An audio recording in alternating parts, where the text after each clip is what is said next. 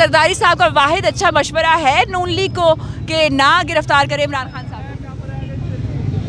मैं एतजाज़ अहसन का मशवरा बताता हूँ, जो आज से 1 साल पहले दिया था, जब तैयारी पकड़ रहे थे ये और बाज़गश्त हो रही थी कि इमरान खान के ख़िलाफ़ नो कॉन्फिडेंस आ रहा है, उसे निकाल रहे हैं। तो एतजाज़ अहसन विजनरी आदमी है, उसने कहा था कि इमरान खान का इससे ज़्यादा भला कोई कर ही नहीं सकता। तो मैं नून लीग के सारे MNS इस वक्त, मैं आपको उनकी हालत बताता हूँ, वो तकिए में सर रख के सिसकियाँ लेकर रो रहे हैं, क्योंकि उन बेचारों का ज़ाती तौर पे कोई कसूर भी नहीं है, क़यादत के फ़ैसले थे और हल्कों में अब वो मुंह दिखाने जोगे नहीं हैं। तो वो कहते हैं कि जो 4 वोट बच गए हैं, खुदा का वास्ते इमरान खान को ना गिरफ्तार करो, वो भी नहीं बचेंगे। जो पब्लिक सेंटिमेंट है वो तो देख रहे हैं, एक दिलेर आदमी है, वो जिस हालत में इस कौम के लिए लड़ रहा है, हकीकी आज़ादी की जंग लड़ रहा है। देखो 75 साल पहले जब पाकिस्तान आज़ाद होने से पहले जब मुत्तहिदा हिंदुस्तान था, तो क्या तकलीफ़ थी हमें कि हमने मुल्क लिया।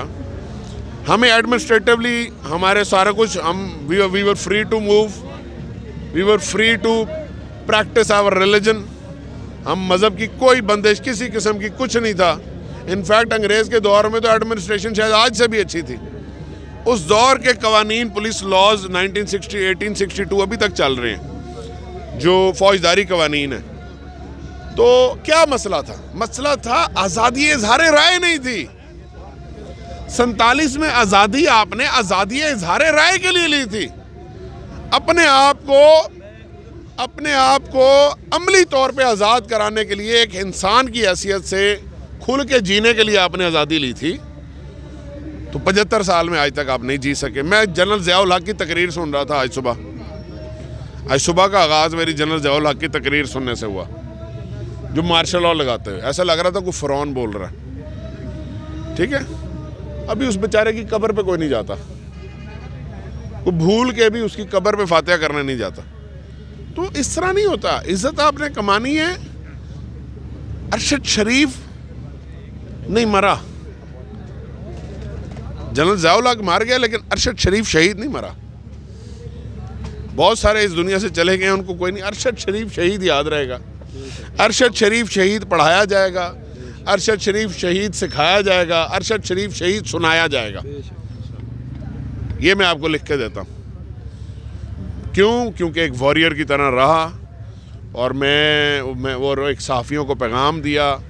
कुछ साफ़ी डर भी गए होंगे, लेकिन कुछ साफ़ियों को ये अंदाज़ा हुआ कि असल चीज़ क्या है। मौत तो वैसे भी आ जानी है।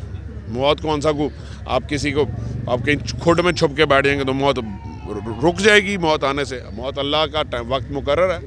तो मौत इतनी शानदार हो, इतनी यादगार हो, तो इससे बड़ा क्या चाहिए किसी को। मौत तो सबको आनी है, लेकिन मौत मैदान में आए, मौत किसी मकसद के लिए आए, मौत किसी मार्के में आए, मौत जिहादी अंदाज की हो, मौत पता लगे एक दिलेर आदमी किसी मौक़िफ़ पे डटा था, पता लगे किसी वक्त के फ़िरौन को उसने टक्कर दी थी, वो कौन था कह के मेन स्ट्रीम चैनल पे। कुछ अरसे के लिए वो अपने आप को खामोश भी करा सकता था, बाद में बोल लेता। जैसे मरियम नवाज साहब आज हीरोइन बनने की कोशिश कर रही हैं, ठीक है ना जी, बड़ी अपनी तरफ से ही हा हूँ, मैं तो ये, मैं तो वो।